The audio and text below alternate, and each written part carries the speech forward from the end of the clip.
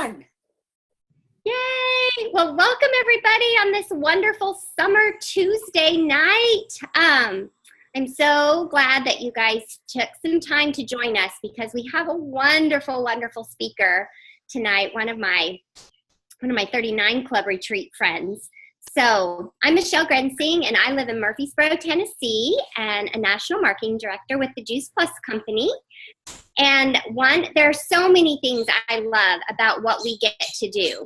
But I have to tell you, the very top of the list is the relationships that we have because we simply said yes.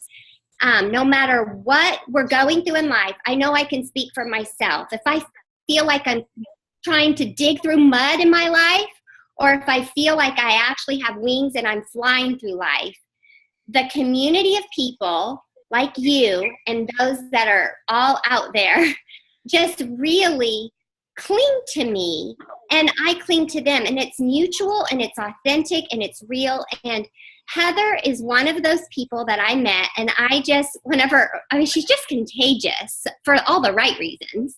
She's just so fun. We connected instantly. She was so real in sharing quickly, like what was going on back home and everything. And I thought, oh my gosh, we've just got to have you be on one of our calls. So she agreed, and she actually has several trainings that she does. But tonight, she's going to be sharing with us about crucial conversations. She's from North Carolina. She's a 24 Club NMD. And I'm just going to turn it over to you, Heather. And if you would just share a little bit about your journey, and then please share with us about crucial conversations and how that led you to be a national marketing director with the Juice Plus Company. Sure, I'm happy to do that. And you guys, Michelle's awesome. And I was kind of gushing about what was going on back home at conference. And I really I'm glad you brought that up, Michelle, because what was going on is I have 3 teenage daughters, and 2 of them are going to prom while we were at conference. So don't anybody tell me there's too much going on at home to go to conference, because my husband took the wheels that week. Not everybody has somebody as super supportive as him, but I'll tell you what, he did the whole entire thing, and I FaceTimed in the entire day Friday while they were doing hair and makeup, and it felt like I was there. So I was a little over the top, but I'll tell you what, it turned out great. Okay. So you know how we hear that saying over and over and over again in this business, that you either come into the Juice Plus Company because you are inspired or you are totally desperate. So I was one of the desperate girls. 6 years ago, I was a special education teacher in my 18th year of teaching. I was a mom of 3 girls, super close in age. They were then 10, 12, and 14. And I was working 60 to 80 hours a week between leading the exceptional children's program at my school and tutoring between 20 and 30 students weekly in my home-based educational therapy practice. I was doing all of this just to help my family keep their head above water financially. Because you see, my husband has been very, very ill. He's been on and off disability since he got out of college, and he's incredibly hardworking, but he has a body that just doesn't cooperate. We were in an enormous amount of debt because of all these crazy and necessary medical treatments for him, but most of them weren't covered by insurance.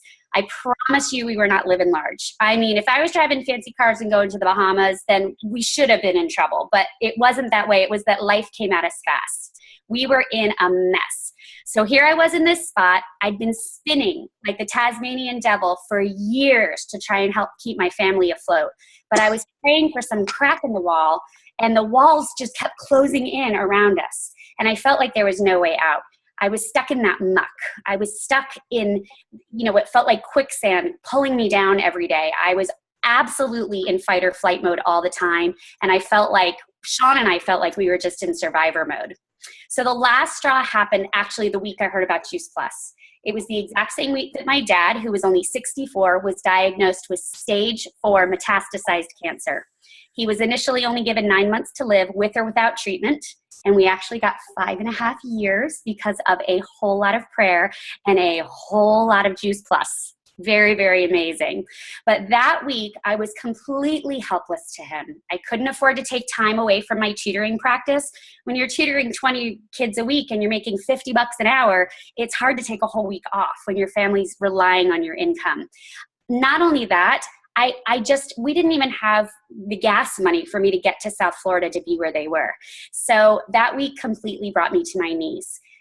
That's also the week I was invited to this random girl's house to hear a nutrition talk. And that girl happened to be Courtney O'Donnell. And that was just the luckiest day of my life. She was just a sales coordinator. She was not that far along in her journey either.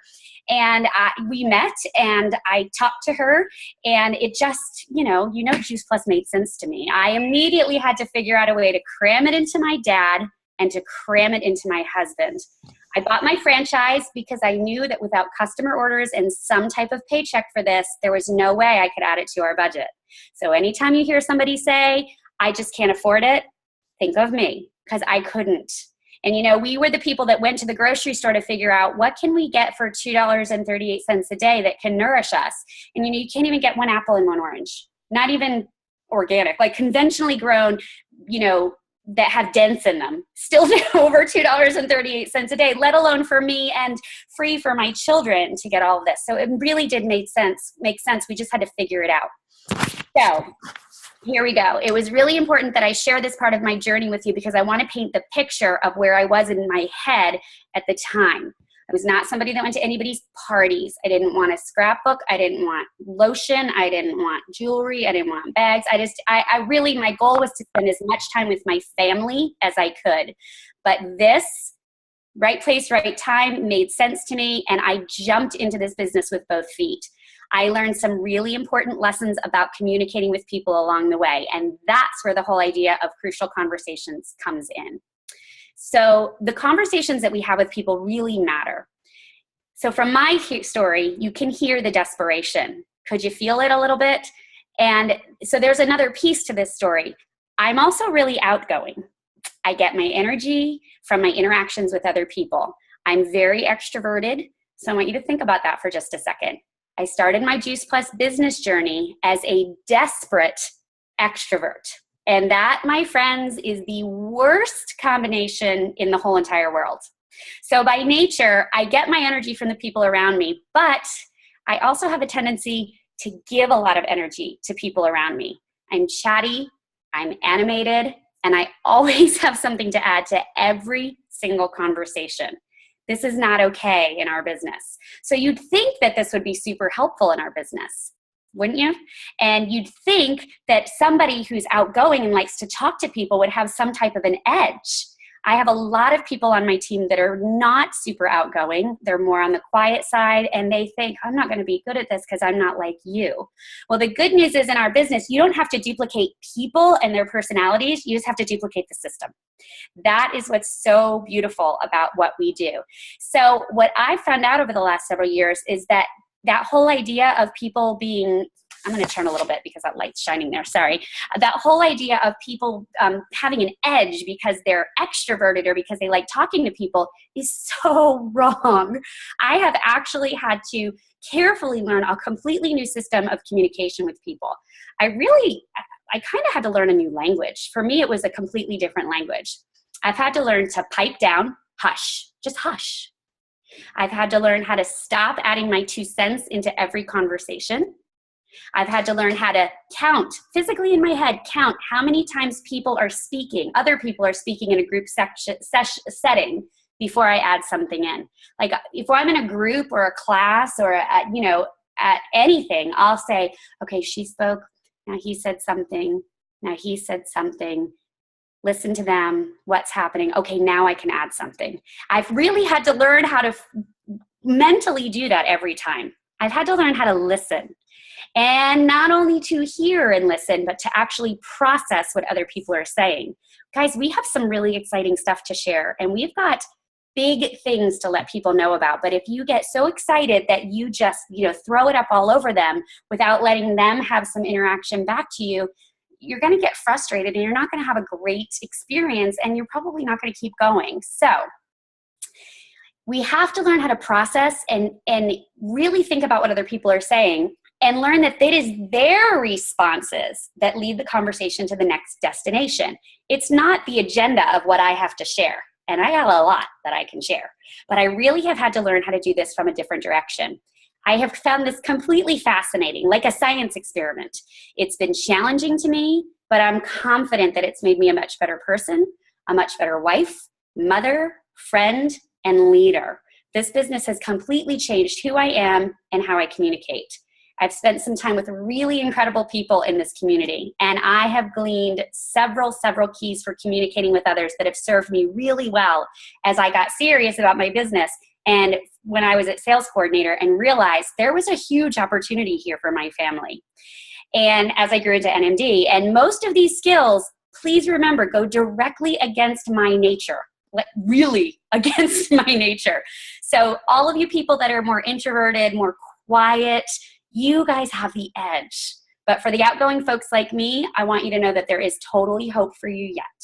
So I can remember when I was shooting for my VF Fast Track, and every time I got on the phone with someone, well, first of all, I did it wrong, right? I totally did it wrong. Courtney said, put people in front of me. I'm sure your sponsor said that to you. Put people in front of me. And I didn't, because I thought I was cool. So I went out and I just learned everything I could about Juice Plus, and then I plowed it all over people. And I called Courtney crying, and I was like, well, I don't even know you. What did you get me into? I stink at this. This is a waste of my time. I'm not any good at this. And she said, yeah, you want to try it our way? And I finally had to humble myself and say, yeah, I do. So every time I would just go to make contact with people, it wasn't even to share the product or business with them. It was just to make contact with them. She would coach me. She would say, slow down your speed.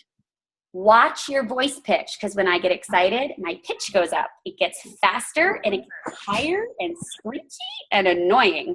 And she would say, you really have to bring it down to almost a whisper. Make believe you're talking slowly to a child, whisper, and ask questions. Wait for the response. Give a tidbit and then ask another question. This is about you finding out about them. It's not about you selling them something. It's not. And, in case you haven't figured it out yet, people don't like to be sold to. They don't like to be reeled in. They are way too smart for that. And honestly, it's not the philosophy of our business at all. We are not the message. We're just the messenger. And, people don't really know. They don't even know that we care about them until we just stop and we listen. They won't trust us until they understand that we have their best interest at heart. And quite honestly, in our culture, most people in the regular realm of the world, we don't assume that people have our best interest at heart. So we have an extra job to do to let people really know that. This is a huge part of the value system of our company. We value relationships and we value trust. The main way to build trust in relationships is to ask questions. In our business, what I tell all of my team is we have one job to do, and that is to get our ask in gear. Really think about asking questions. Really think about digging in with people. And so what I'd love to share with you are a couple of those strategies. All right, so if you're taking notes, here's a couple things you can write down. Here's the first thing. People really enjoy when other people pay attention to them. It doesn't matter if who you're talking to is super outgoing or super shy. In a one-on-one conversation, people really like other people to ask them questions about their life, their interests, jobs. Not only that, but people really enjoy being heard. That's a super important point. It's not enough to just ask a question for the sake of it and then be thinking of your next question while they're answering. There's a little bit of a disconnect if we're doing that. The eye contact, the paying attention to their answers, taking in their information, that's crucial. Not only does it validate people, but it builds their trust. So I'm going to give you an example. A brilliant teacher friend that I used to work with, her name is Mrs. Thrasher, Debbie Thrasher. She was the kindergarten and first grade teacher for my youngest two girls. And I wanted to observe her once before I even got the job at the school several years ago. And she was working with a class of students, and there was a child in the class who was on the autism spectrum. And autism spectrum disorders and ADHD are my specialty areas in my work. My work besides Juice Plus, my retired job, my old career. And so Debbie had all the kids on the carpet, and she was explaining what was going to happen as they split off to go into centers. And before they all got ready, and they were first graders. They were rocking. They were ready to jump up. They were ready to get out and put their hands on things and go. And she said, you know what? I'm going to ask you a really quick question. And she asked somebody a question, and she said, tell me about blah, blah, blah. But these kids were antsy and they were ready to go. And, also first graders they all have input to give. They were excited and they all had something to say. So she asked Johnny a question and he was talking about his answer and he was kind of stuttering through it. And he was needing to take the time that he needed to get through this response. And these other kids were going, ooh, ooh, ooh, ooh. Okay, so can you picture that? So what Debbie did was she said, excuse me, Johnny, just a second. And she turned to the rest of the group and she said, you know what, boys and girls, I am thinking that you have your hands up because you have something you want to add to this conversation. And if your hand is up, your ears can't be open. So instead of listening carefully to what he's trying to say, you're actually thinking about what you want to say next. And this hit me like a ton of bricks. It totally, totally hit me. This kid needed a little extra time to have a conversation, but everybody in the room was just so worried about what they were going to say next that they weren't even focusing on the fact that they weren't listening to a word he was saying. And that struck me. We have to listen when people give us answers. We have to pay attention so we can process. The second key point is that permission is key. I don't want you to assume that whoever you're talking to wants to hear about our amazing product or our incredible business opportunity. We think it's amazing. We think it's incredible. But unless you ask questions first and you hear their hearts, then you don't have the right to bombard them with information that they might not be expecting. Okay? So after asking questions to people and hearing their responses, what I usually do is I really ask permission if I can share my experience. And I'll say something like, you know what? You've shared some really incredible information with me and you've been really vulnerable and you've shared a lot. I think that some of the experiences that I've had might really resonate with you. Would it be okay if I shared my experience? I really ask that. I even ask that on three-way calls when I'm doing three-way calls with my team to attract new teammates. We were at conference a year or two ago, and you guys probably know Adam and Kira Westwick. They're great NMDs in Australia. And Adam was speaking to a group of people at a small gathering I was at, and he made one sideways little comment that was such a blanket statement for me. It really was one of my biggest takeaways from this conference. And here's what he said.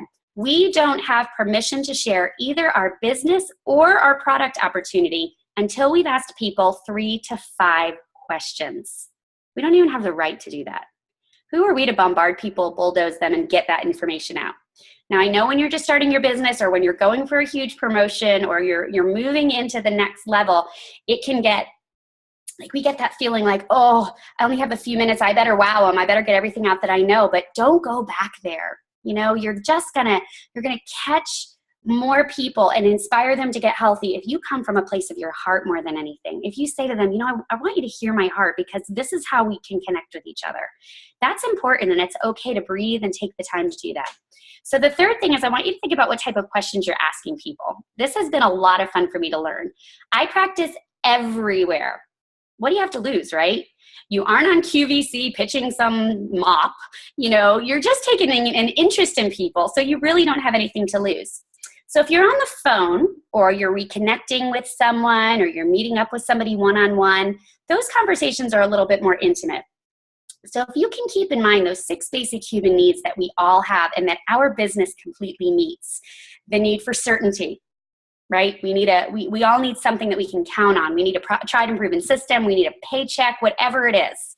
We need uncertainty. That means that we have a need for some spontaneity and some fun and adventure in our life. We all have a need for contribution. We all have a need for love and connection. We all have a need for personal growth, and we all have a need for significance.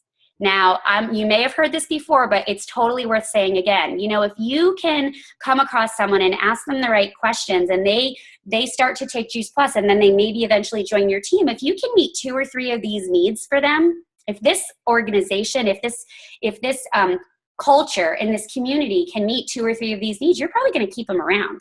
I can tell you for me, this opportunity has met every single one of those needs for me. I have community, I'm contributing, I've got amazing love and connection, certainty, thank goodness, with the paycheck, uncertainty, who'd have thought I would be laying at the Pelican Hill Resort with Michelle and the Cottons and, oh gosh, these really fancy people. So who would have thought I would have been there a couple of years ago when we couldn't even pay our electric bill, Significance, I really have that. So I ask people questions. How did you get interested in your line of work? Do you love your job as much as you did when you started? Does your career fill your bucket every day? You know, what do you love about it? What's tricky for you? Do you feel like your work is recognized? Do you feel significant in your work environment? You know, do you feel like you have the opportunity to pour into other people there? Can you fill other people's buckets up? Those are the kind of probing questions that get you to dig a little bit deeper, more than would $500 a month help your budget? See the difference? It's like getting in on a more heart level. It's not surface. And I would love for you to look for opportunities to strike up conversations with people that you weren't thinking about before. This has made me pay attention and become a little bit of a kinder person. So think about on the playground, in the healthy eating section, the cookbook section of your bookstore, right? Barnes and Noble is where the coconut oil books are, and all those books about health and well-being. That's an amazing place to practice this skill. The activewear section at Target. Or Marshall's, I spend a lot of time there. Your server at a restaurant, your Uber driver, you will be surprised how many people start conversations with you that you probably blow off and don't even notice. So once I started to pay attention to these, I was completely amazed. And there's a story that I heard about two really amazing NMDs, Catherine Lee and Deanna Christofferson, who met each other in California. And Catherine was already with the Juice Plus company, and Deanna was a random person that made a comment about how gross the broccoli looked in the grocery store. And that was enough for them to spark a conversation that led to the Christoffersons being, huge 100 Club Plus NMDs. You never know where somebody's going to come from. So I'm going to challenge you to start to notice these conversations that other people start with you. My hunch is that people do this all the time to you, and in the busyness of your day, you probably don't even notice. And just take that time to interact for 30 seconds. It doesn't mean everybody has to turn into a customer or a teammate. It just means that you're opening your eyes and your ears to something different than you might be doing now. Okay, so I'm going to give you an exercise to do with a buddy later on after this call. I'm going to challenge you to have a mock conversation with a partner. And you're going to make believe that one of you is a stranger to the other. And I'm going to bet that I can give you one question to start with, and that you can go in a series, and within 5 questions, you can spin that conversation around to health or wealth. You can bring it to a point where at least you have an opening with which you can springboard something about Juice Plus in. This was an exercise that Dr. Kim Dalzell did when she was in Charlotte like 5 years ago, and it really changed my thinking. I got with a partner who was someone I completely didn't know. Her name was Tammy Lamison. She's also a fairly new NMD, and she, I will tell you, is my best friend in this company. We're sidelined. We're not even on the same teams, but she's my girl. And that was the very first day I ever met her, and this was the first conversation I had. And here was the question. She was giving the question. So the question she was told to give me was, where'd you get that dog? Where'd you get that dog? Seems innocuous enough. So I answered it as if I was standing there with my own dog. And she said, where'd you get that dog? And I said, we got him from a breeder in Columbia, South Carolina. And she asked a normal next question. You know what? Did you ever think of adopting a pet or rescuing a pet? And I said, you know what? We would have loved to have done that, but my family has really terrible allergies. We needed to get a hypoallergenic dog. So ding, ding, ding, it was 2 questions, and she already knew we had a health issue, right? So you see how easy that can be if you just are having a conversation. That progression really makes sense. So with this insight today, the thing I want to tell you is that the biggest insight is that you might need to think about how you communicate in a little bit of a different way. It's a little bit of a paradigm shift, and it's what sets us apart in our industry. It's about caring for other people and making trust a priority. It's about being vulnerable with them when we share our story. That's the only way that we can instigate long-term change in people's health and their thinking. And that, my friends, is called personal growth. So as we close up, here's the questions I'm going to give you guys to try out later with a partner. Not tonight necessarily, but I'm actually going to give you 2 questions that you can fiddle around with. The first question is, what is your favorite place to vacation? Okay? And the second question is, where'd you get those shoes? Seems, innocuous enough, but let's see where those go. Fiddle around, play back and forth. Try it with your family. Try it with your upline, your sponsor, your sideline buddy. So here's the deal. I basically went from a big fat know-it-all who had to have all the answers to a big fat listener who loves learning about others so that I can figure out the best way to serve them. And when I look back, I realized that, you know, I had to believe in my heart when we were in a very, very bleak spot, that even when things were at their crummiest, there had to be a bright, shining flip side that was within our reach. I had to believe that. And I had to know that my faith was going to be bigger than my fear. And that I had to trust that there was a way out of the mess that we literally been spinning in for about 8 to 10 years. That a new situation was going to be better than our current one. That there was nothing cooler. And as I walked into this, it blew my mind. I really had to learn that there's nothing cooler than watching your reality shift a teeny bit. One that's a little bit of a better expression of who you are and where you want to go. I had to start paying attention to suggestions and opportunities that were suddenly presenting themselves. You know, I started to take the first step in the direction of something that felt right. My goal was to get this into my dad and into my husband. And that one little step started this snowball that started to roll. And, you know, I just needed to follow and see where it led me. And I had to figure out the rest as I went. And I had to just know that it was going to go there. I had to learn to step back, relax, and participate a little bit in my own badassery, which meant that I needed to just say, I can do this. If I am open to learning and open to trying new things and being a little courageous, something big can grow from this. And I learned to be grateful and let the positivity flow. And I had to just put it all back out into the world and let it roll back to me. It was really, really great. I learned that gratitude was like electricity for my business. It led these amazing women to my team. My team is mostly women. A lot of us have both, but mine is probably about 95% women at this point.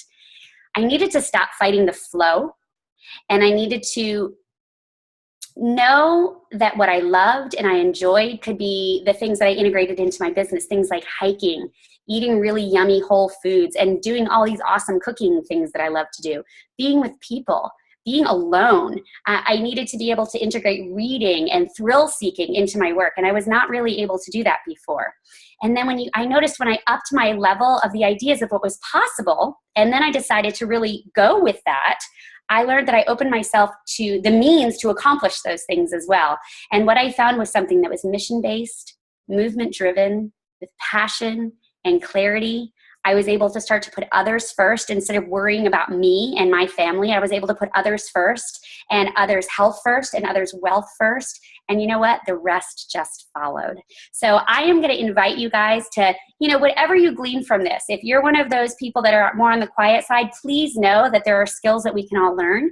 But if you're one of those people that's like me that just had a fabulous nugget to add to every single sentence somebody said, it's okay to take a step back and to breathe, and to not be the one that knows everything in a conversation. You can be the one that really just listens and learns, and then you're able to pour into others from there. So I want to thank you guys for having me on tonight. If you have a few minutes, I'm happy to answer questions, and if you don't, that's totally fine as well. Michelle, I'll let you take it from here. Holy wow! You just totally and completely shifted my reality already. That was amazing. Absolutely amazing. Wow. I mean, thank you from the bottom of my heart and our whole team's heart, because I know we can't see everybody right now, but this is recorded, Heather, and this is going to be shared with so many people. And I'm so thrilled about that, because it is just exquisitely rich. So many tangible things. And thank you so much for just giving us those tangible things and giving us the assignment. I think that's amazing. And go get our asking gear. That's just something we can remember.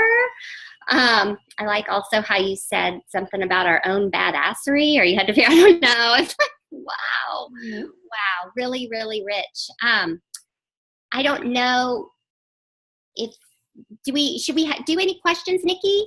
Well, first of all, Heather, that was, I do a lot of, my favorite training is the art of conversation. I took 3 pages of notes. Yeah.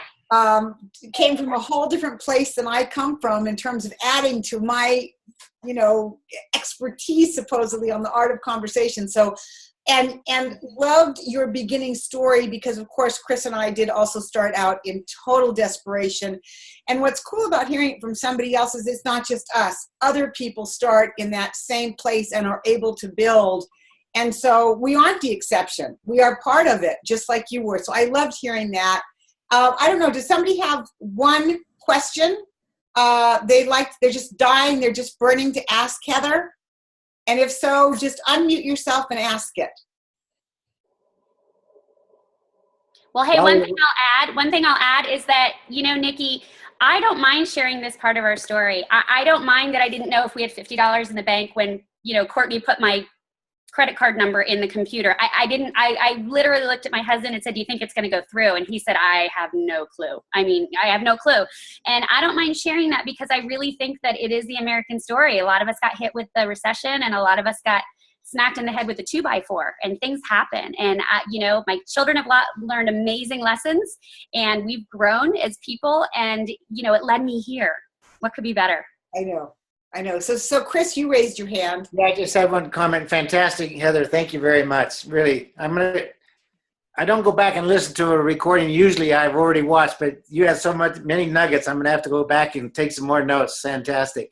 Thank you. I appreciate it. I just wanted to expand what is kind of early in your talk, that for people that putting on a healthy living party or a wine and wellness, whatever it might be, having a few people over to your house, this is such an incredible story and example of how that can change your business, because you certainly changed your upline's business. Fantastic. So great story. Thanks. Thank you. This is a recording that you got to get, you know, put the link on as soon as I get it up. It's a link that you can share with your new people who didn't see this, because it's another one of those stories that's not only inspiration, but really shows you that anybody can do this. Anybody. Not that you aren't amazing, Heather. But listen, I worked hard. We've worked hard. And you know what? My daughter is a customer qualified VF on my team. She's going to do this for her life. She's halfway through college, but she's, you know, studying English, but this is what she wants to do. And she says, you know, Mom, this business is simple, but it's not always easy. And it's not always easy. We got to step out of our comfort zone. We need to do things that are a little bit hard. And that's okay, because, you know, you got to step out and risk it to get the biscuit, so to speak. It's worth it. So, Michelle, if you have anything to close, otherwise I would say everybody unmute themselves and really give Heather this warm, heartfelt heat thank you that we can do really well. Thank you. Wonderful. Great. I learned so much. Good night, everybody. I love you, son. Thank you.